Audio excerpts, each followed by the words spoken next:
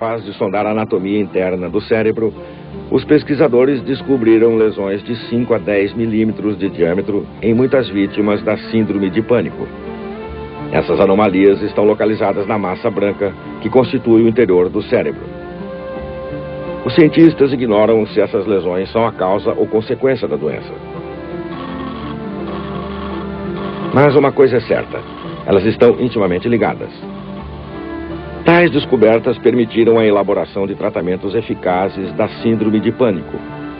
Tomando regularmente medicamentos e seguindo uma terapia de apoio com um psicólogo, as vítimas da síndrome de pânico reduzem 70% do risco de uma recaída.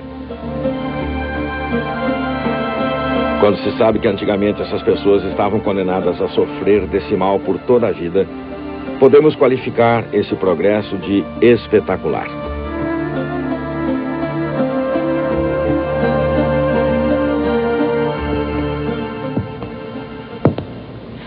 É preciso prestar atenção quando se fala de doenças mentais. Há uma diferença enorme entre estar na fossa e uma depressão.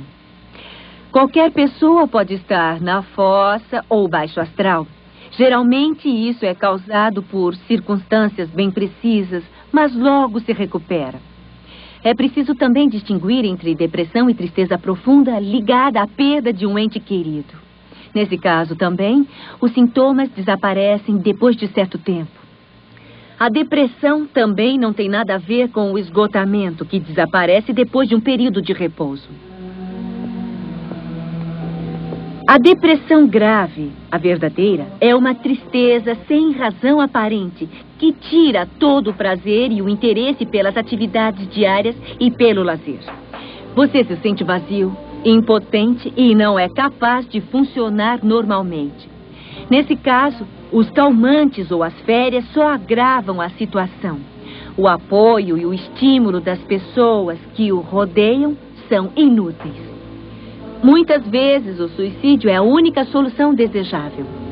É bem conhecida a depressão bipolar, chamada psicose maníaco-depressiva. Essa doença caracteriza-se por uma alternância entre períodos exaltados, febris, megalômanos e períodos depressivos.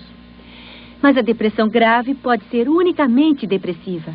Esse estado pode durar muito tempo e requer cuidados médicos.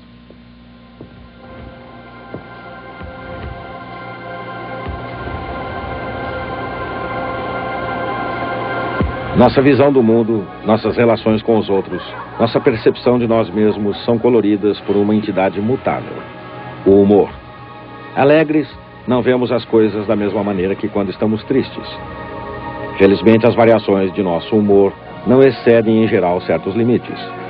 As lágrimas acabam cedendo lugar ao sorriso. Mas todas as pessoas estão sujeitas a passar longos períodos em que a vida perde a razão de ser, sem esperança aparente de recuperação. Essa profunda perturbação do humor é uma das doenças mais comuns e mais penosas de nossa época, a depressão.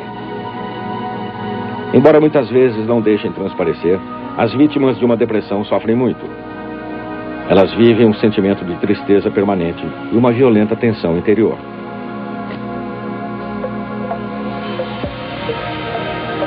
Tomadas pelo pessimismo e por sentimentos de culpa e fracasso, elas dirigem sua agressividade contra si mesmas. Não param de ruminar o passado e encaram o futuro com apreensão. Ao mesmo tempo, as vítimas da depressão têm que fazer um esforço enorme para realizar as atividades diárias, embora as abandonem pouco a pouco. Elas perdem o apetite, a libido e o sono. Também são afetados certos aspectos do funcionamento do pensamento, como a concentração e a memória.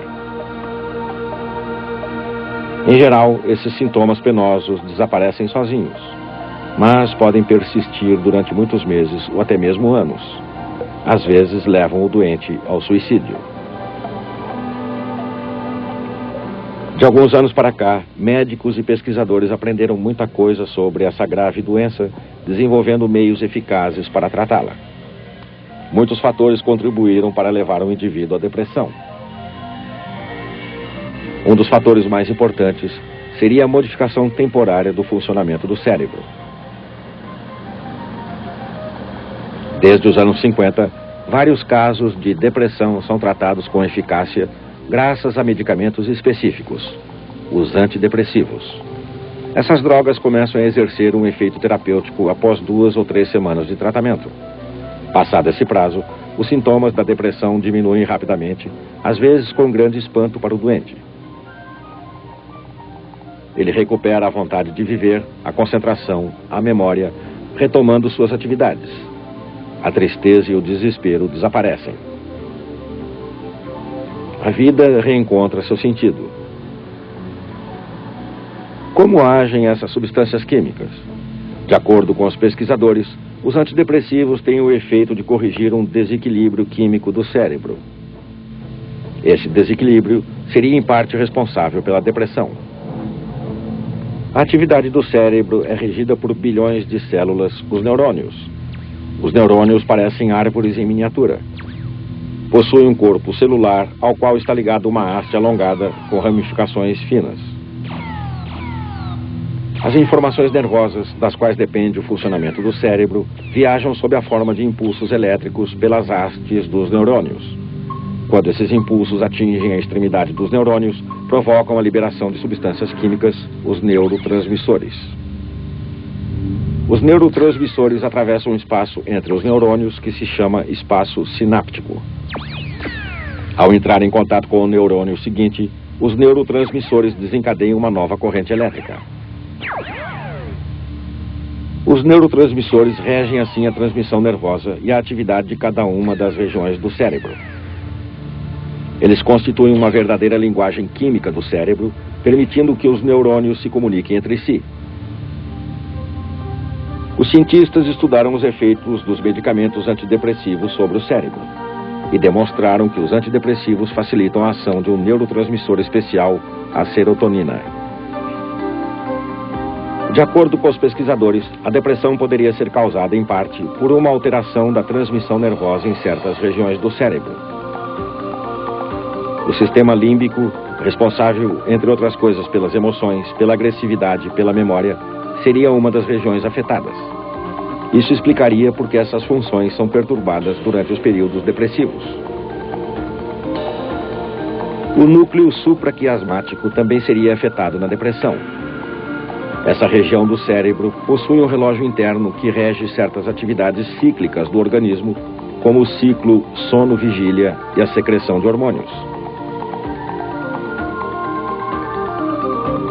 A alteração